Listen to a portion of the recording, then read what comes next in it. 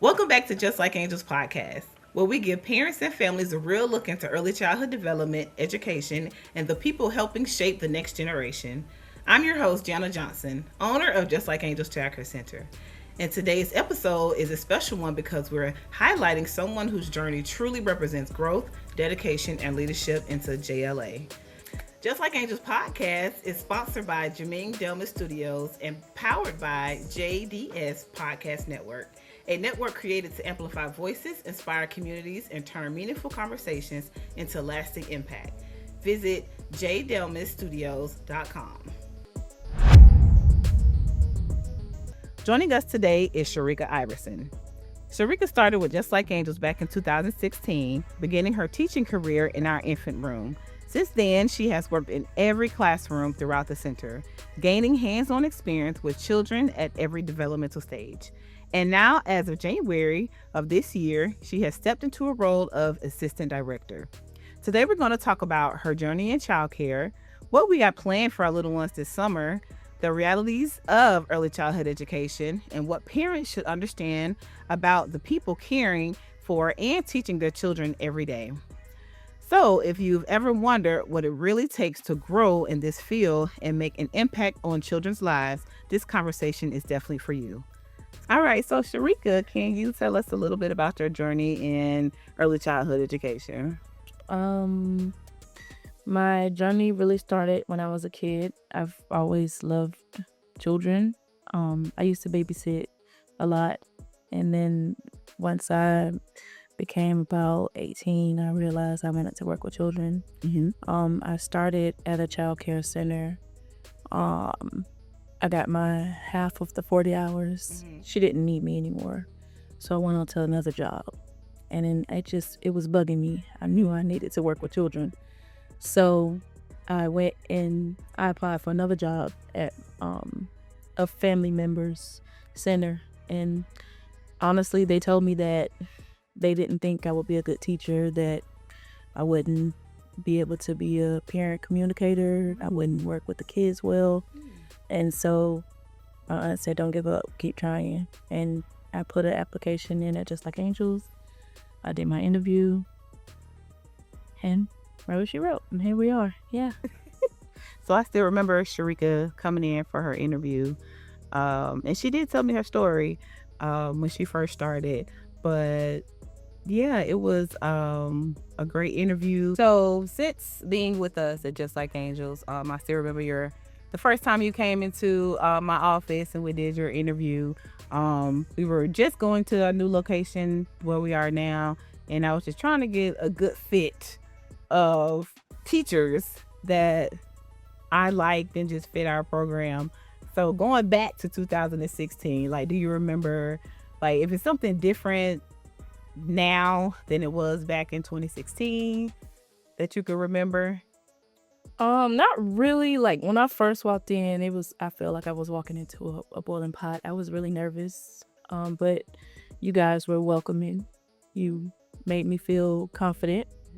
And that's pretty much how it is now. It's welcoming, making a teacher feel confident and everything. Yeah. Okay. So going throughout from the infant room to where you are now as assistant director, what would you say what was your favorite area? What was your favorite classroom? Or is being assistant director what you thought it would be coming outside the classroom? So my favorite classroom is the infant room. And I like the infant room because I like to see and experience hands-on development and growth with infants. And I like to teach them new things that they've never done before, never seen and done before.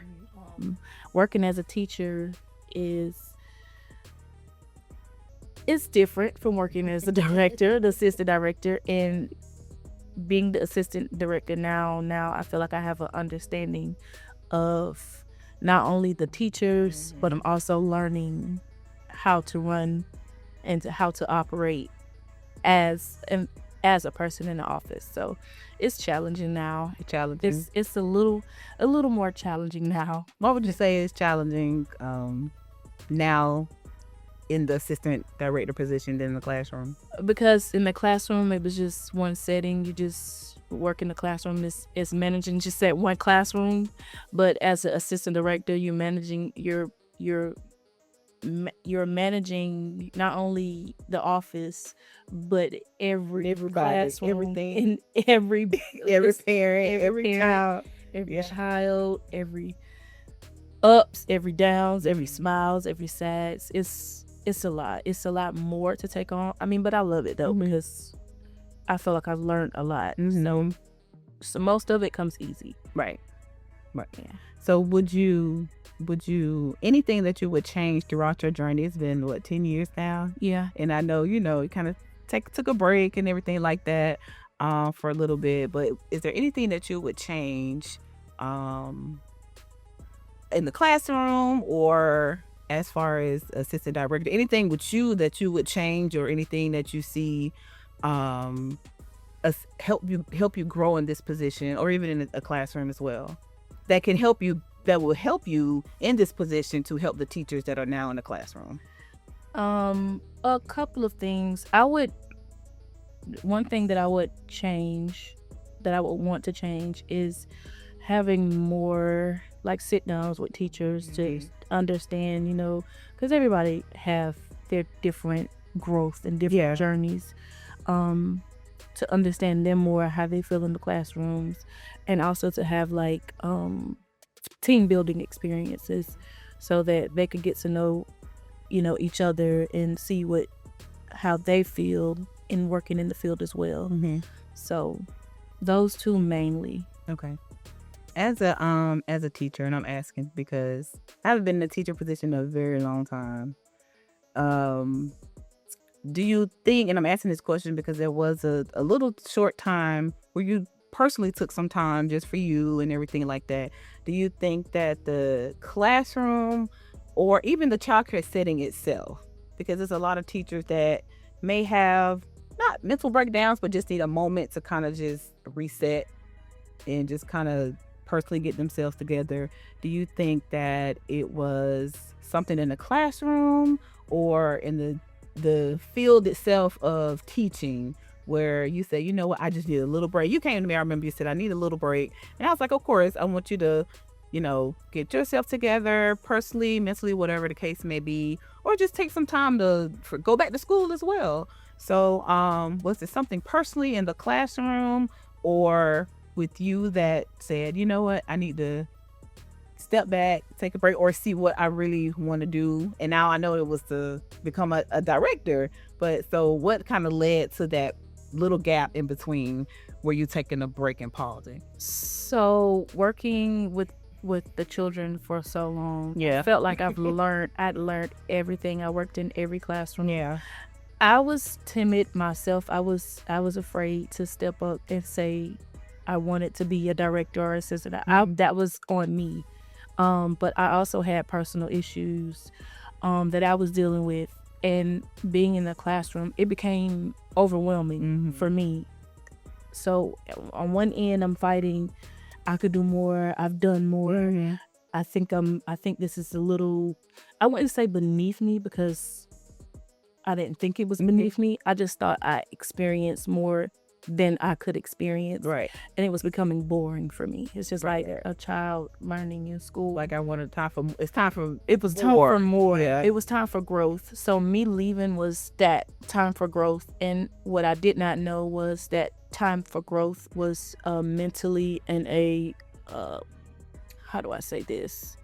It was a personal growth that I needed.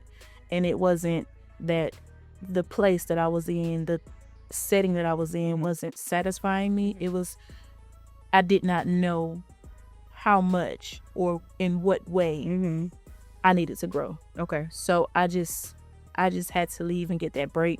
For me, I isolated. I figured out what it was. A spot open. I was nervous to come back, but you were. I was shaking in my boots. I was like, this lady's never gonna take me back. I done left so many times. So I had to realize that I had to figure that out on my own. And working there, it was frustrating me, not being in that setting, but not knowing what was bugging me. Right. So I had to learn and grow. And I don't know, for some reason, and I get this a lot with my staff, they be like, no, I don't want to go talk to Miss Janna, I'm scared. What y'all do that? So I'm like, I'm the nicest person in the world. you are. I'm like, people scared to talk to me. Like, well, what is that about? Now you're in a director position. What is it when the teacher is an employee's like, I'm scared to go talk to the boss? Like, what is that about?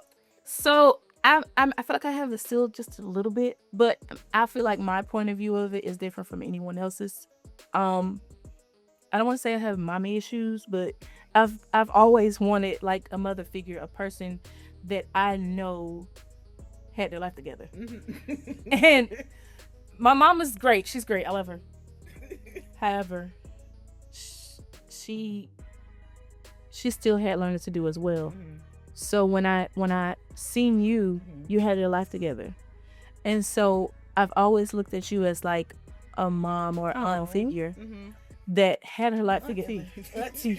Yes. So you had it all together. You had a business. You were a great person. You still is a great person. Yeah. When I met you. So I was afraid of disappointing you. Okay. I was afraid of saying something, and you are a nice person, but I was too busy trying to stay on your good side. I don't know, I guess. Okay. Y'all think So- I'm gonna go. No, I don't think you're. I mean, it's been some times, and I'm glad I wasn't on the other end of that. But however, it was like I never wanted to disappoint you. Okay. Being one of your employees, Okay. I wanted you to always be proud of me. Okay. I wanted, and sometimes it's like mind games. You think, oh, what's she gonna say? Or how she's gonna feel about this? Or what I want to do. So it's that. It's Okay. not this for me. It's not disappointing you. For the others, I believe they don't know. I believe it's the same thing, but in Okay. a different aspect. Okay. Mine was mother auntie figure, and theirs is as a employee. I don't know her out. I don't want to step on her toes. Okay. I don't want to Okay. ever do it. But you're the type to say, go ahead, do it. Right. Speak. Right.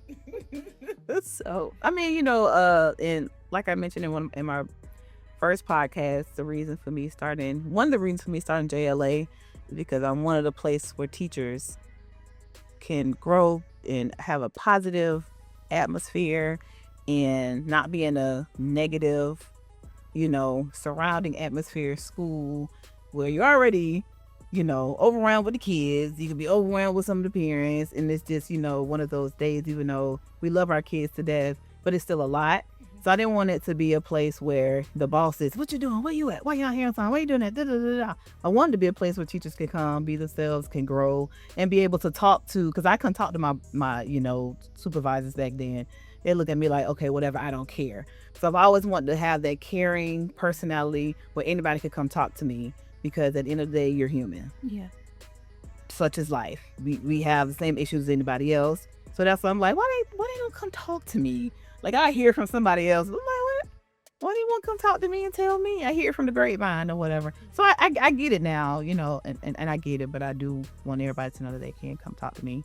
And I want everybody to grow, even if they're saying, hey, Miss Janna, I found another job here. I'm moving out of town. I'm like, great. I think it's wonderful. I want everybody to reach their dreams and their goals and everything, and anything I can do. Hey, y'all know I'm gonna be there to assist in any way possible. Yeah. So yeah, but no, you have been, again, 10 years with us on and off. Yeah. One of my most dependable people, I can say. And I know the director's journey has been different. Yeah. But it's great for me to know that I can sit back and people that I trust that has been with me and and understand my passion for the center and continue to, grow the facility and run the facility without me even being there. So I definitely appreciate you, and I love you for stepping up and wanting to come back and be in that position as well. So, all right, Sherika. So we're having our 15th year this summer. So what do we have planned at Just Like Angels for the summer? What are we doing? A lot of water activities. Okay, yay. We're also doing class transitionings. Bringing in more teachers, Mm-hmm. more students. Mm-hmm. Amen. So our summer, our anniversary is coming up. Well, just like Angela's anniversary is coming up, and we have a big old field day. Yeah. We do water slides, jump house. I do want to as well do something because we won't have kids, we won't have parents. So I do plan on having something for the parents, just showing them their appreciation for coming, and then just trusting us with their kids every day, because that's a lot. That's a big thing to drop off your children. I ain't gonna say the strangers because we're not strangers, but when they first drop them off, we are strangers. But to drop them off to us every single day and trust us, and they really enjoy our program and they love our teachers. So I do want to do something for the parents as well that's included, because we have the bounce house and water house and everything for the kids throughout the summer, but we don't ever invite the parents. We're like, y'all stay home, because the kids, they cut up when they see y'all. But I want to invite the parents. I want them to be able to come and enjoy and have a day, and not just them, the community as well. We have a lot of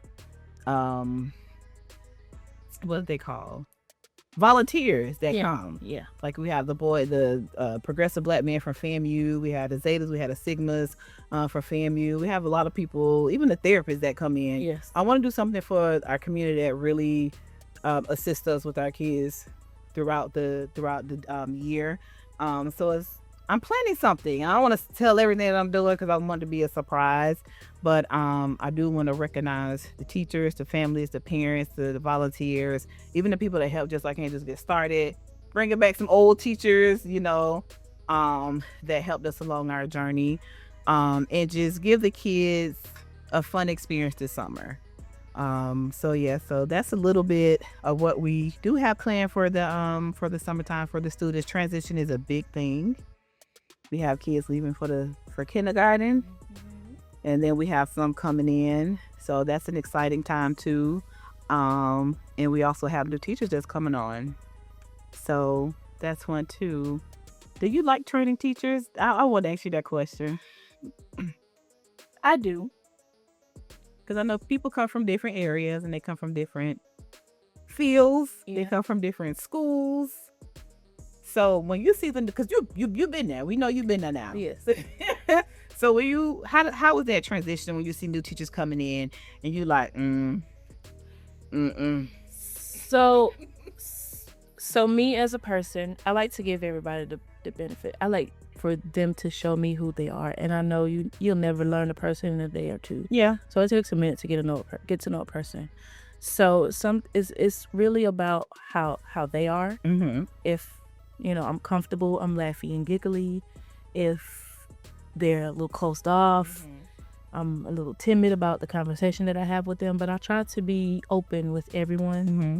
And when training and showing a new teacher the correct way, it honestly depends on the teacher and how they pick up on it. Mm-hmm. I'll still try to go behind them and to help them stay focused and help them like with classroom management and everything like that. Some a big thing. Some teachers get it and some teachers take a minute to get it, but hey, we're there to support. Right. We're there to support. So the teachers that don't get it, because no, it's, and I don't think that's our program is the only program that have those teachers that may struggle a little bit in certain areas. I do think they appreciate us assisting in the classrooms. But you as a director now, what do you do in a situation where a teacher is just not quite getting it? So if they're not quite getting it, and I try to show everybody the same love and affection because I was in their shoes before. Mm-hmm. So when they are overwhelmed and not getting it, I'll go and I'll help out. Yeah. In that classroom, I help out with the kids that seem to make them rowdy at the point. Yeah. I'll help them lower their frustration level, their stress levels. I'll help them with crafts. I'll help them come up with things. I'll cut out stuff for them, print stuff out for them.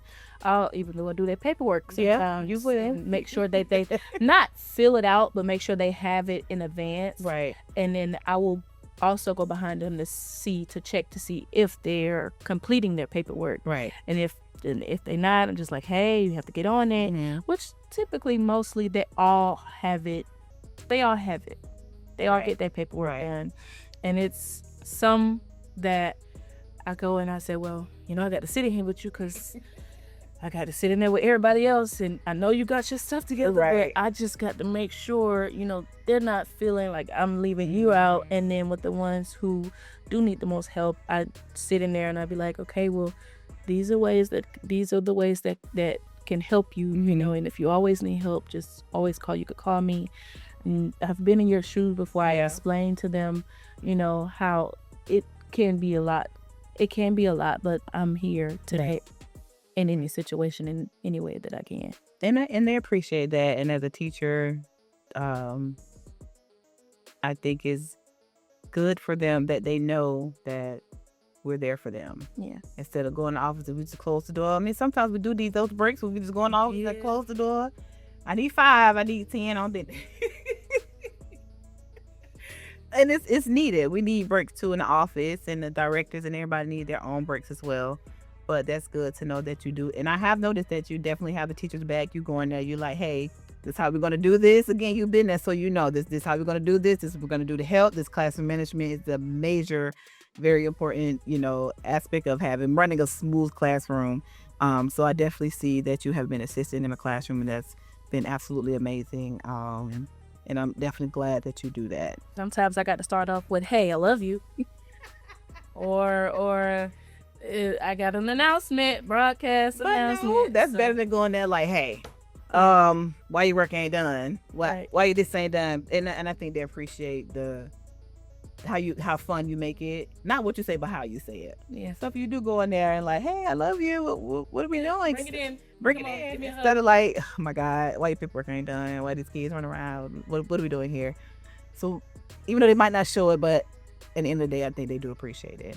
All right, Sherika, so I know we've been discussing and talking about how you can assist, or how the management and directors can assist teachers in the classroom so they're not overwhelmed and get frustrated.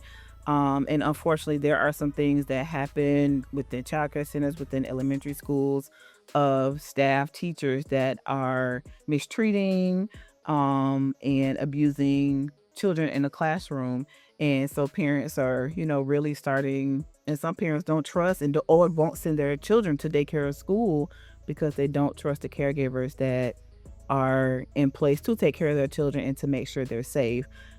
So what are some things that you think as a director and as a teacher that we can do to make sure, one, that this doesn't happen, and two, assure that that childcare centers can be safe with the right policies and things in place? So how do you feel about situations and things that have happened in the news recently? Daycare centers abusing children, schools abusing children, especially our special needs children who can't speak up for themselves, and the actions, that parents go just being overly protective because of situations that have taken place and are currently taking place. I think parents should look for in the centers or the schools interactions. You are in working with children. There are always interactions to see, check the tone of the teacher, check the posture and everything like that. Ways that a director could ensure safety is me being in the position that I am now.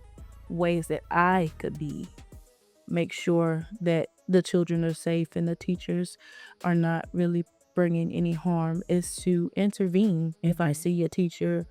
And people go through things every day, and some people don't like to express the things that they go through. But being in the position, I have to be alert. I have to be aware of my surroundings to see if that person is fit to be in that position with that child. And if I see that if a teacher is not fit to be around that child, it's time for that teacher to take a cool down. Yes, Teachers need time alone too. they do. Teachers need time alone as well. So, and being a teacher, I have had my fair share of experiences with the nonverbal, with the behavioral children. Yeah. So I always, as a teacher, some people, they're not born with a passion, but some people, it's like learned passion, and some people just should not be there. And if you're a teacher and you cannot cope, and you cannot find a way to allow the flow of being a caregiver and to be safe, then you should not be in that setting. But if you do have the passion, there are always different ways and different strategies that you can take to change the situation. Right. I know with working at Just Like Angels, I was the person that dealt with the behavioral children, that dealt with the autistic children. I remember my first case, and I was so concerned as a caregiver, but I had to figure out what made him happy at the time. And once I figured it out, we got along. Right. That way it's not frustrating you, it's not frustrating him. Right. And the parents are okay. My child is a verbal, but I know because his teacher cares, then I'm okay. Right. Yeah. Yeah. So you have to have the heart. Yeah, you do. You have to have the passion for it. And the patience. And the patience. That's the most important. Yes, you do. Thing is the patience. You also have to know that they're children and they adapt, and we should adapt with them. Right. If we can't get them on our level, which we won't, we should go to their level to see what bothers them. They can't express their emotions at this point, at the ages that they're at. So we have to understand that they have feelings and they have emotions as well. We have to understand that they can't communicate and like we communicate. We have to understand that they need more help than we need. So not only are we learning ourselves, but we're teaching the little ones how to learn and grow, how to develop. Right. As well as curriculum. Right. So that's a big thing. Yeah. And just communicating with the parents, especially those parents that send those daily emails, a call, hey, how my baby doing, everything like that, making them feel comfortable. And I tell them when they first come, we do have an open door policy, stop by any given time. You know, we have cameras as well, and I say the cameras are to protect the children and the teachers, you know, because you do have situations where children do unfortunately fall down or things happen, and it's like, oh my God, what happened? You know, they fell down, let me see, the camera is right here. So that way, you know, you can protect the children, you can protect the staff as well. And then, you know, we're open to show the parents what happened. And you also do have those parents that's, you know, sometimes with the children, because it's signs that they see if things are happening. But then again, children, they are going to express themselves differently every day. They have different emotions. So I know we had a situation when the baby came, that the baby was crying, you know, like, no, I don't want to go. But, you know, when the parents leave, the child is fine. Right. And so, you know, parents like, is something happening? Because they're crying. But like, no, they're really okay when you leave. But because, you know, they don't want to leave mama, they don't want to leave daddy, it might be some mornings where they're going to cry. They're not going to leave you. And scream. Yeah, we have children that have been there for us. They were babies, and sometimes, guess what? They still cry because I don't want to leave mama and daddy because that's my mommy and daddy. You know, not necessarily something is happening, but there are situations that parents do need to look for. You know, again, how is that teacher reacting when you come in there with that child? That child is screaming and crying, I don't want to go, and that teacher looking like, ugh, here come that child, you know, or, you know, just maybe stay a little bit just to kind of see and watch or whatever. Because the parents should go out there and, you know, their intuition is something if you think it's going on, or just have a conversation with the director, have a conversation with a teacher. I tell parents all the time, it's okay you can call, you can talk, you can come by, you can email, just so they are comfortable with their child being in our program or any setting. Don't be afraid to communicate. We're here to have a conversation with you to make sure your child is safe and that they are okay and you're okay with them being here. Well, Sherika, thank you so much for joining us today on our podcast. We truly enjoyed your interaction, your conversation, and your insight on your experience and your journey at Just Like Angels, and just your life in general. Thank you for sharing. Welcome. All righty. So thank you all for tuning into today's episode of the Just Like Angels podcast featuring our assistant director, Sherika Iverson. We hope today's conversation gave you a deeper look into the passion, patience, and dedication that goes into early childhood education and the people who help create a safe, loving, and educational environment for children every day. At Just Like Angels, we believe childcare is more than supervision. It's about building confidence, structure, learning, and the community from the very beginning. If you enjoyed this episode, make sure you subscribe to Just Like Angels podcast on all major podcast platforms so you never miss a conversation. And if you'd like to learn more about Just Like Angels Child Care Center, schedule a tour, or connect with us online, visit our website at www.justlikeangelscc.com and follow us on social media to stay connected with everything happening at JLA. Thank you again for listening, and we'll see you in the next episode of Just Like Angels podcast.